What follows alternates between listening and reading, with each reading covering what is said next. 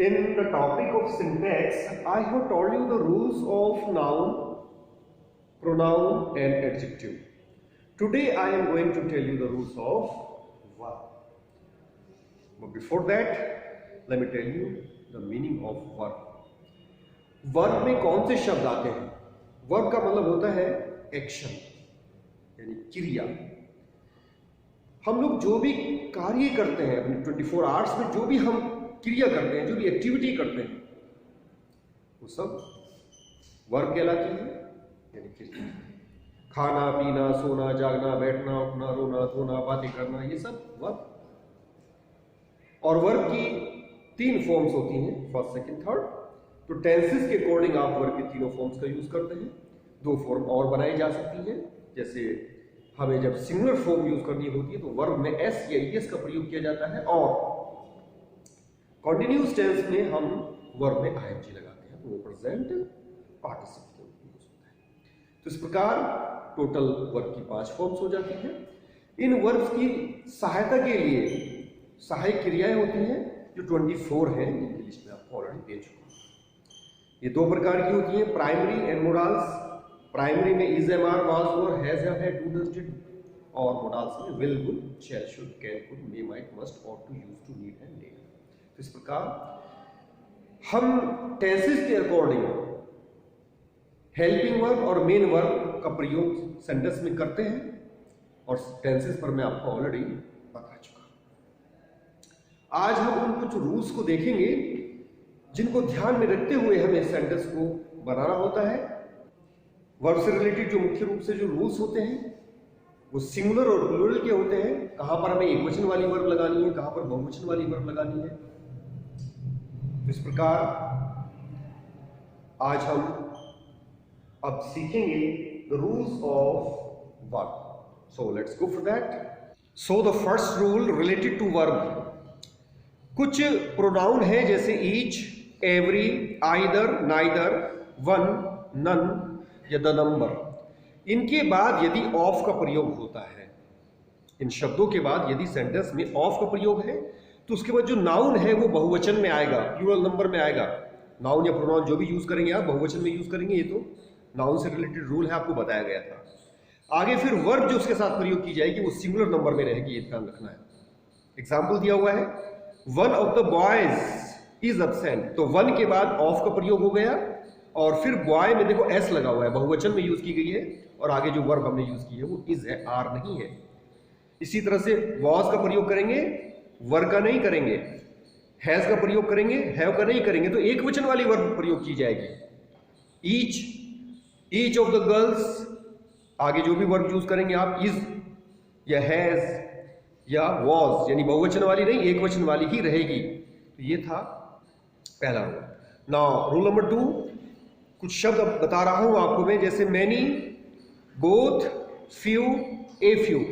इनके बाद यदि ऑफ आता है तो नाउन और प्रोनाउन तो प्लूरल में रहेगा, वर्ब भी प्लूरल में रहेगी। तो ये तो रूल उल्टा हो जाता है।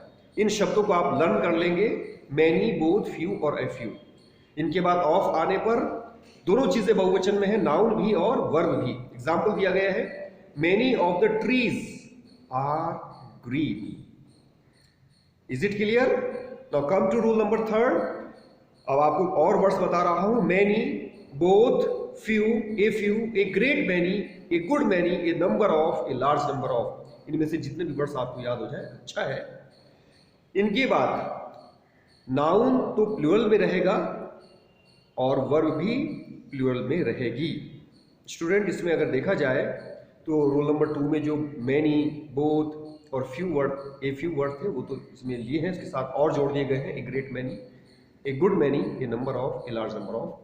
तो ये 4 वर्ड्स और इसके साथ ऐड कर ये रूल बन गया कि नाउन जो है वो बहुवचन में है और वर्ब भी बहुवचन में है। एग्जाम्पल दिया गया है, a great many buildings in Japan. तो इज नहीं, यहां पे आर लगाया गया है, are very high. Now rule number 4, many के बाद यदि ए आ जाए या फिर ईच, एवरी, आइदर, नाइदर, जो आपने रूल नंबर 1 में देखा था, इनके बाद सिंगुलर नाउन का प्रयोग किया जा रहा है तो वर्ब भी सिंगुलर रखी जाएगी। यानी इनके बाद ऑफ नहीं लगाया गया। रूल नंबर 1 में तो इनके बाद ऑफ आने के बाद नाउन या प्रोनाउन को बहुवचन में रखना पड़ा था, परंतु यदि ऑफ नहीं है कि नाउन एक वचन में है तो वर्ब भी एक वचन में ही रहेगी। Example, many a pen is red, तो मैनी के साथ ए लगा हुआ है, तो many a pen is red. इसी तरह से ईच टेबल या चेयर, ये जो भी कुछ उसके अंदर आप यूज करते हैं, तो वर्ब उसके साथ में आपको सिंगुलर नंबर में ही लेनी पड़ेगी। Now rule number 5, some of, all of, enough, most of, a great deal of या प्लेंटी ऑफ। इन शब्दों के बाद आपको ध्यान ये रखना है, अगर आपका नाउन अनकाउंटेबल है यानी गिना नहीं जा सकता है, तो नाउन सिंगुलर में रहेगा और वर्ब भी सिंगुलर में रहेगी। लेकिन अगर नाउन जो है वो काउंटेबल है यानी गिना जा सकता है, तो वो प्लूरल में है, तो वर्ब भी प्लूरल में ही आएगी। एग्जाम्पल देखिए, सम वाटर, तो वाटर तो अनकाउंटेबल है, इसको हम गिन नहीं सकते होता, बल्कि ये इसकी मात्रा होती है, तो इसके साथ आपने नाउन भी एक वचन में रखा है और वर्ब भी एक वचन में रखेंगे, वॉज। तो सम वाटर वॉज ड्रंक, कुछ पानी पी लिया गया। लेकिन अगर सम के बाद में आपने गिने जाने वाले नाउन को रखा है तो वो बहुवचन में है, जैसे सम बॉयज, यहाँ पे बॉय नहीं बल्कि बॉयज का प्रयोग करना है, यानी नाउन को बहुवचन में रखना पड़ेगा और वर्ब भी बहुवचन में ही रहेगी। एक बार फिर से मैं बताता हूँ, रूल नंबर 5 में जो शब्द हैं वो आप लर्न करें। इन शब्दों के बाद में अगर नाउन ऐसा है जिसको मात्रा में बताया जाता है, जिसको गिना नहीं जा सकता, तो उसके साथ आपको वर्ब भी एक वचन में लेनी पड़ेगी। और अगर गिने जाने वाले नाउन इन शब्दों के बाद प्रयोग कर रहे हैं तो वो बहुवचन में होगा और वर्ब भी बहुवचन में होगी।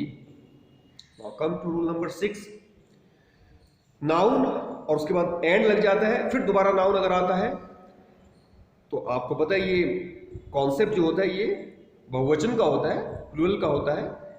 परंतु यदि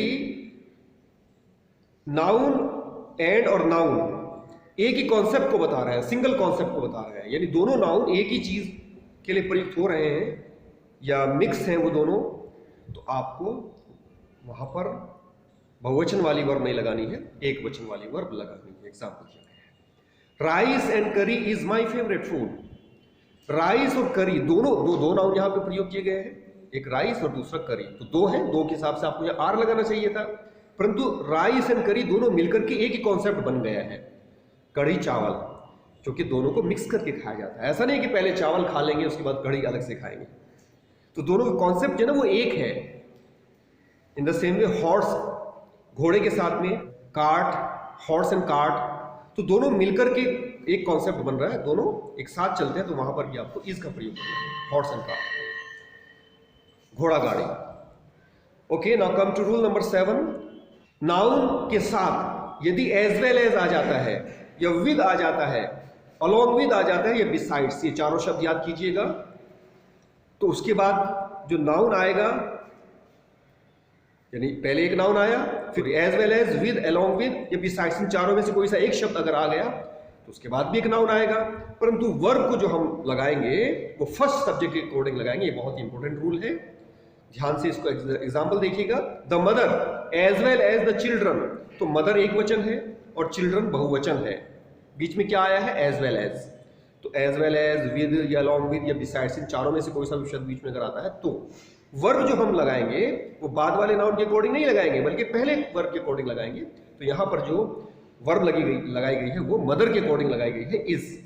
the mother as well as the children is sitting in the park. यद्यपि ये सेंटेंस बोलने में अजीब सा लग रहा होगा कि चिल्ड्रन के बाद हमेशा आर का प्रयोग किया जाता है, चिल्ड्रन बहुवचन होता है, परंतु एज वेल एज बीच में आ जाने की वजह से हमने इज का प्रयोग किया है मदर के अकॉर्डिंग।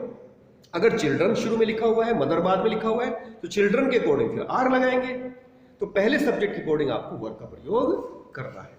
इसका अपोजिट रूल सुनिए, रूल नंबर 8, आइदर और, neither nor, not only but also में क्या करेंगे, वर्ब जो लगेगी वो अकॉर्डिंग टू सेकंड सब्जेक्ट लगेगी, इसमें बाद वाले सब्जेक्ट के अकॉर्डिंग वर्ब लगाएंगे। एग्जांपल दिया गया है, not only the doctor, doctor एक वचन हो गया, but also the nurses, nurses बहुवचन है, तो इसीलिए बाद में इज नहीं बल्कि आर का प्रयोग किया है आपने। Are helpful to the patient, तो न केवल डॉक्टर बल्कि नर्सिस भी मरीज के लिए सहायक हैं या सहायता करते हैं। तो यहाँ पर हमने नर्सेज के अकॉर्डिंग आर का प्रयोग किया है। Now come to rule number 9, the simple present is often used to for future time in clause with if, until, unless, before, after, when, while, as soon as, by the time, etc. ये जो कुछ शब्द दिए गए हैं इनके साथ में आपको टेंसेस में ध्यान ये रखना है कि इनके साथ आपको सिंपल प्रेजेंट का प्रयोग करना है, अर्थात इनके साथ में भविष्य में भी, मतलब फ्यूचर में भी विल या शैल का प्रयोग इनके साथ आप नहीं करेंगे।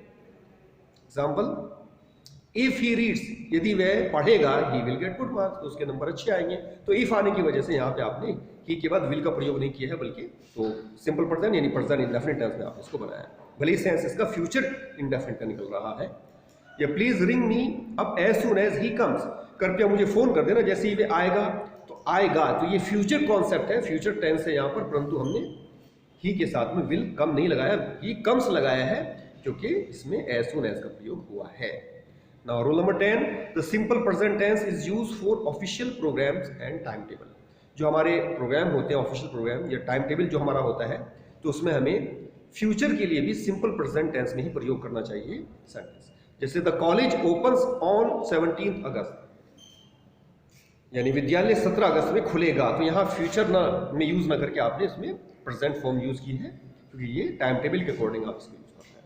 Now rule number 11, yesterday, last और एगो, ये तीन शब्द ऐसे हैं जिनके साथ आपको सिंपल पास्ट टेंस में सेंटेंस बनाना चाहिए। इनका प्रयोग हम कभी भी परफेक्ट टेंस में नहीं करते हैं।